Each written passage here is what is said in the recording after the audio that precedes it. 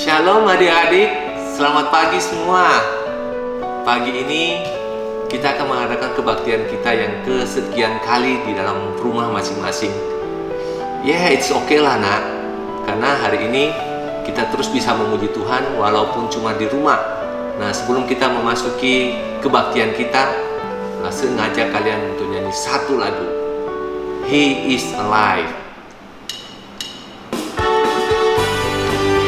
Ayo kok, temani kok kita nyanyi yuk.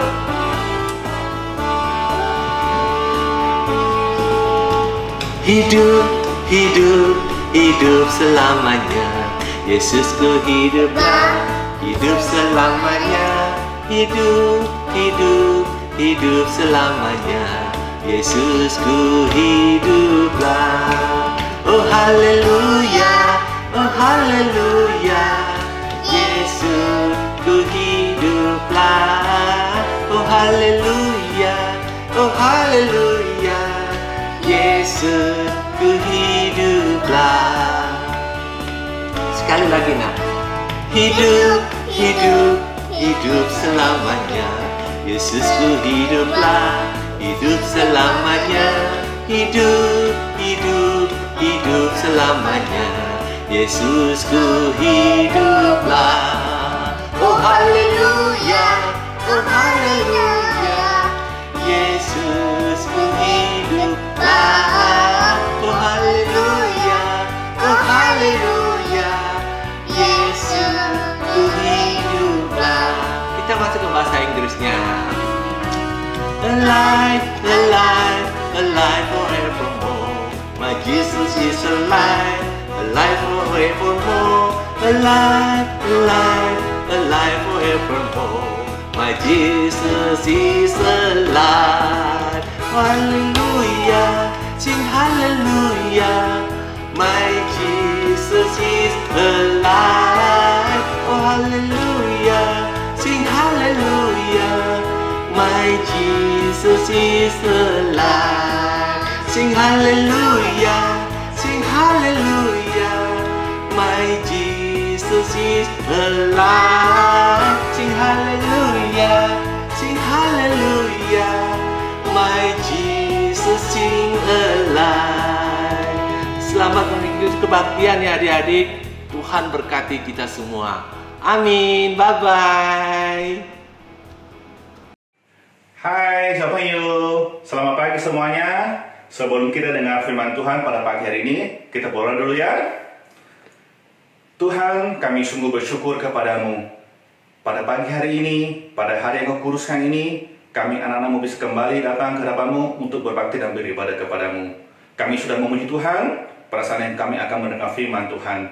Biarlah melalui firman Tuhan pada pagi hari ini, setiap anak-anakmu bukan hanya memperoleh berkat, tapi mereka boleh melakukan firman-Mu dalam kehidupan mereka hari demi hari. Berbicara kepada kami Tuhan, kami sudah siap mendengar firman-Mu. Dengarkan doa kami, dalam nama Tuhan Yesus Kristus kami sudah berdoa, amin. Nah, 小朋友, karena ini masih dalam suasana Paskah, maka cerita Lause juga sekitar Paskah pada pagi hari ini. Nah, Lause mau tanya sama anak-anak, kalau menurut anak-anak, Paskah itu apa? Mungkin ada yang bilang, angkat tangan, saya tahu Lause, Paskah itu adalah telur Lause. Tidak Paskah, saya bisa mendapat telur yang banyak seperti ini. Adakah jawaban lain selain cari telur, dapat telur yang banyak? Ada Lause, ini Lause. Saya bisa dapat bingkisan yang banyak sekali seperti ini. Wow, di hari Paskah bukan cuma saya bisa dapat telur yang banyak, saya juga bisa dapat bingkisan yang banyak seperti ini. Anak-anak, kalau kalian mau telur ini, mau bingkisan ini, nanti kalau cerita kalian boleh ambil ya. Harus simpan dulu di sini. Ini, simpan di sini ya. Oke. Nah, mungkin ada anak-anak yang jawab lagi. Saya tahu Lause. Paskah itu adalah kebangkitan Tuhan Yesus Lause. Betul, itu adalah jawaban yang paling tepat. Mari kita lihat Alkitab. Apa yang dikatakan Alkitab tentang kebangkitan Tuhan Yesus? Siapa yang bisa ambil Alkitabnya? Kita bisa buka di Injil Lukas pasal 24 ayat 1 sampai 12. Injil Lukas pasal 24 ayat 1 sampai 12. Injil Lukas itu di Perjanjian Baru, kitab yang ketiga setelah Markus. Ulang sekali lagi, Injil Lukas pasal 24 ayat 1 sampai 12.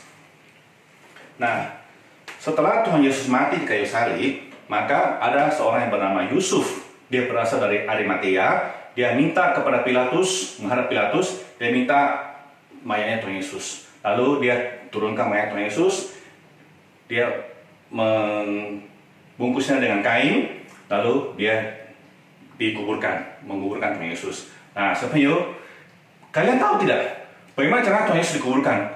Apakah seperti kita sekarang? Kalau kita ada keluarga kita yang meninggal, ya, mereka dikuburkan itu mereka menggali tanah. Setelah itu masuk dalam peti, lalu dikuburkan. Begitu? Nah, kita lihat kira-kira bagaimana kuburnya Tuhan Yesus. Nah, ini kita lihat ya. Ini kuburannya. Kita lihat. Beda sekali dengan kuburnya kita. Kuburan ini kita lihat seperti di dalam goa. Kalau Rasul tidak salah, itu seperti kuburannya orang Toraja. Ya. Nah, setelah itu Tuhan Yesus masukkan dalam kubur ini, dibaringkan. Ini kubur yang baru, tidak pernah dikuburkan mayat. Lalu dia ditutup dengan satu batu yang besar.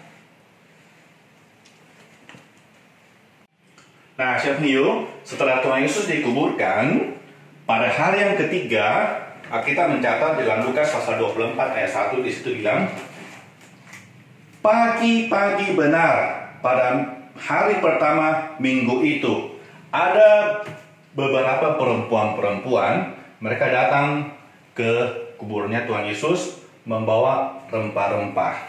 Ya, ini perempuan ini mereka datang ke kuburan Tuhan Yesus membawa rempah-rempah. Kalau kita ada keluarga kita yang meninggal, kita ke kuburan itu membawa apa? Membawa bunga. Jadi mereka yang datang membawa rempah-rempah di kuburnya Tuhan Yesus.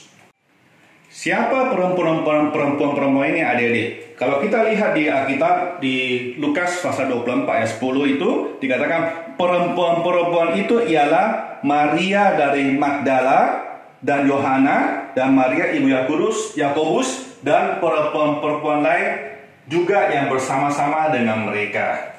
Jadi mereka pergi ke kuburan Tuhan Yesus, mereka jalan. Waktu mereka sampai di kuburan Tuhan Yesus, kalian tahu apa yang mereka lihat? Ternyata batu yang menutup kuburan Tuhan Yesus itu sekarang sudah tidak ada, sudah terguling. Waduh, mereka kaget. Mereka saling berpandangan satu dengan lain. Apa sebenarnya terjadi ini? Sampai batu yang menutup kubur Tuhan Yesus itu sekarang sudah terguling, sudah tidak ada lagi. Mereka lalu masuk ke dalam kuburan itu. Ya, mereka bertanya-tanya dalam hati, siapakah yang datang menggulingkan batu yang besar ini? Mereka pikir mungkin ada murid-murid Tuhan Yesus yang lain sudah datang lebih duluan daripada mereka. Juga mungkin mereka pikir barangkali Yusuf dari Arimatea itu yang sudah datang duluan masuk dalam kubur itu membawa rempah-rempah mendahului mereka. Pada waktu mereka masuk dalam kuburan Tuhan Yesus, mereka lebih kaget lagi. Mereka tidak menemukan mayat Tuhan Yesus di sana. Waduh, mereka saling berpandangan, tidak tahu apa yang harus mereka lakukan. Mereka hanya berdiri, bingung, tidak tahu apa yang harus mereka lakukan. Nah, pada waktu itu tiba-tiba ada dua orang, kita mencatat itu ada dua orang pemuda yang baju putihnya, yang memakai baju putih yang berkilauan, berdiri di dekat mereka. Wah, mereka semakin ketakutan. Nah, sekarang langsung mau tanya anak-anak, kalau seandainya Xiaopenyu dan Laosi yang berada di situ bersama-sama dengan perempuan waktu itu, sudah takut dalam kuburan, sudah tidak menemukan lagi mayatnya Tuhan Yesus, tiba-tiba ada dua orang yang berpakaian putih berkilau muncul di depannya kita, di sampingnya kita. Apa yang kita lakukan? Bagaimana reaksinya kita? Waduh, kalau Laosi barangkali ya ada di situ waktu itu, mungkin Laosi langsung lari. Tapi mungkin ada juga anak yang langsung kaget, langsung berteriak. "Ah!" Mungkin ada yang langsung tidak bisa berteriak, suaranya tidak keluar lagi, langsung jatuh, langsung pingsan. Tapi untung, ini 3 perempuan ini, walaupun mereka sangat takut, jantungnya mereka katakanlah dumba-dumba berdebar-debar, tapi mereka cuma bisa menundukkan kepala. Tidak tahu, saking takutnya mereka cuma bisa menundukkan kepalanya. Nah, salah satu dari 2 orang ini berkata kepada mereka, "Mengapa kamu mencari dia yang hidup di antara orang mati?" Nah, ini yang harus kita pikirkan pada pagi hari ini. Mengapa mencari dia yang hidup di antara orang mati? Dia yang hidup. Apa bedanya hidup Tuhan Yesus yang sudah bangkit dengan hidup kita sekarang? Siapa yang tahu bahwa Tuhan Yesus telah mati dan sekarang dia bangkit dari kematian. Itu berarti Tuhan Yesus telah mengalahkan kematian dan dia hidup selama-lamanya. Itu berarti dia hidup kekal selama-lamanya dan tidak akan mati lagi. Beda dengan tubuh kita saat sekarang. Tubuh kita sekarang ini masih bisa mengalami kematian. Dan suatu saat nanti pasti kita akan meninggalkan dunia ini, kita akan mati. Yang berikut yang akan kita renungkan bersama-sama pagi hari ini adalah apa bedanya tubuh Tuhan Yesus yang sudah bangkit dengan tubuh kita sekarang. Siapa yang tahu, waktu Tuhan Yesus sudah bangkit, murid-murid semua berada dalam satu rumah, pintu semua dalam keadaan terkunci. Tiba-tiba Tuhan Yesus muncul tengah-tengah mereka dan mengatakan, "Damai sejahtera bagi kamu." Sedangkan Lause sekarang, Lause ada di sini sekarang. Apakah Lause juga tiba-tiba bisa muncul di rumahnya kalian mengatakan, "Hai semua you, apa kabar kalian?" Bisa tidak? Tidak bisa. Bedanya ada apa bedanya sekarang kalau begitu?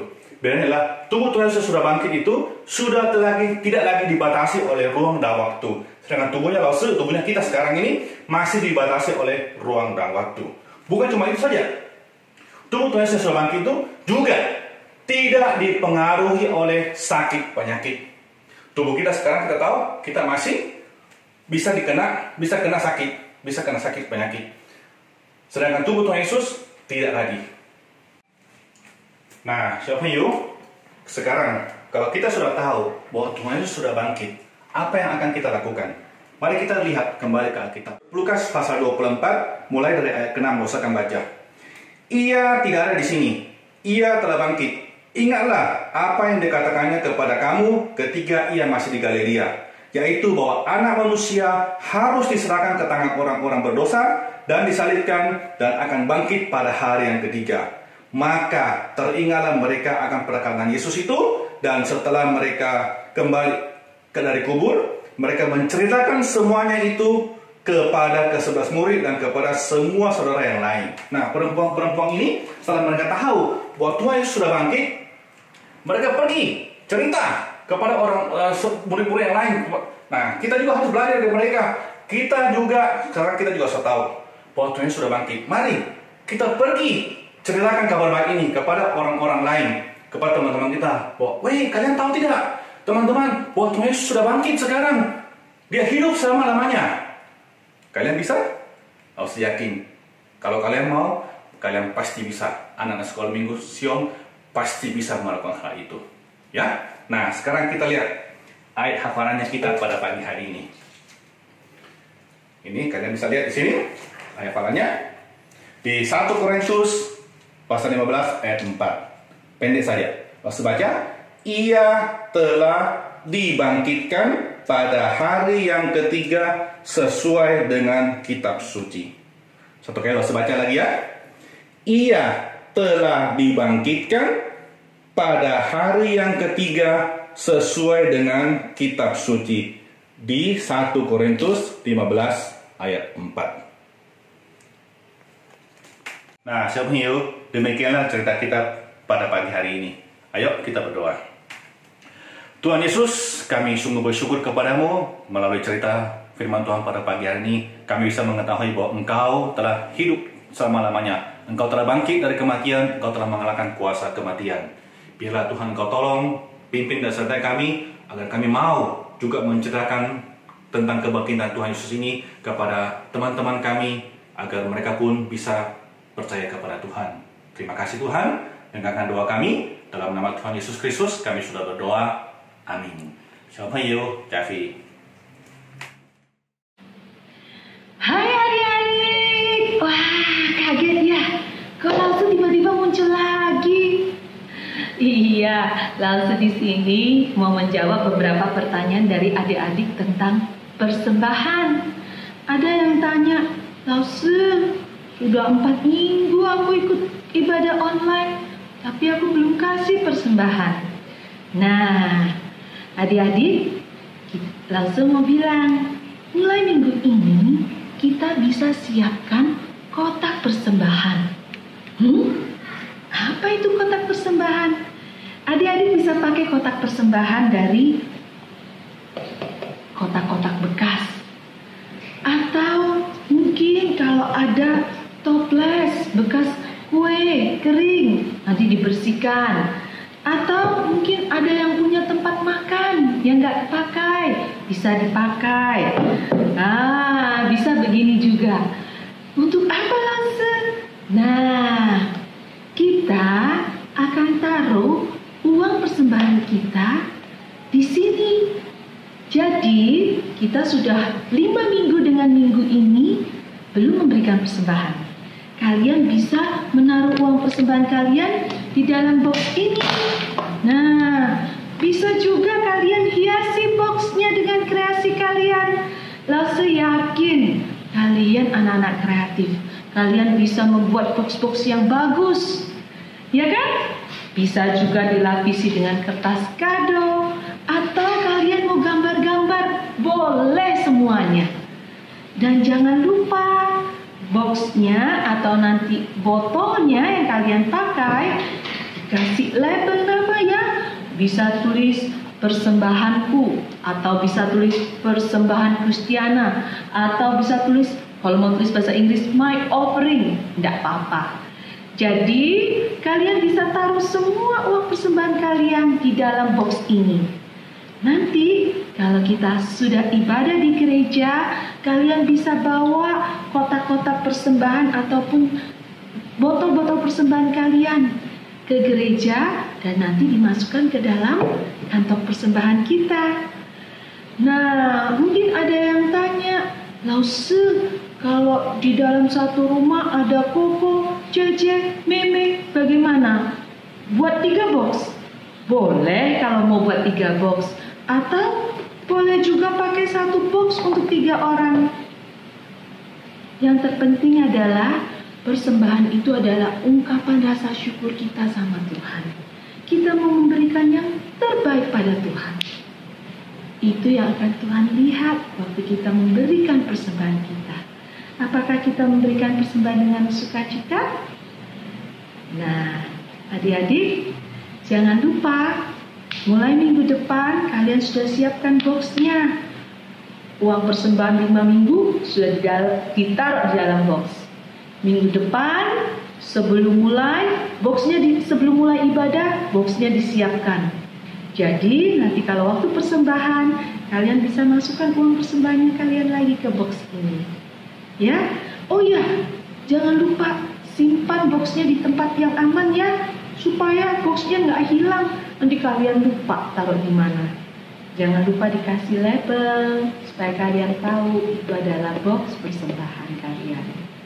Oke, sampai jumpa di adik minggu depan. Jangan lupa siapkan kotak persembahan kalian. Tuhan Yesus memberkati.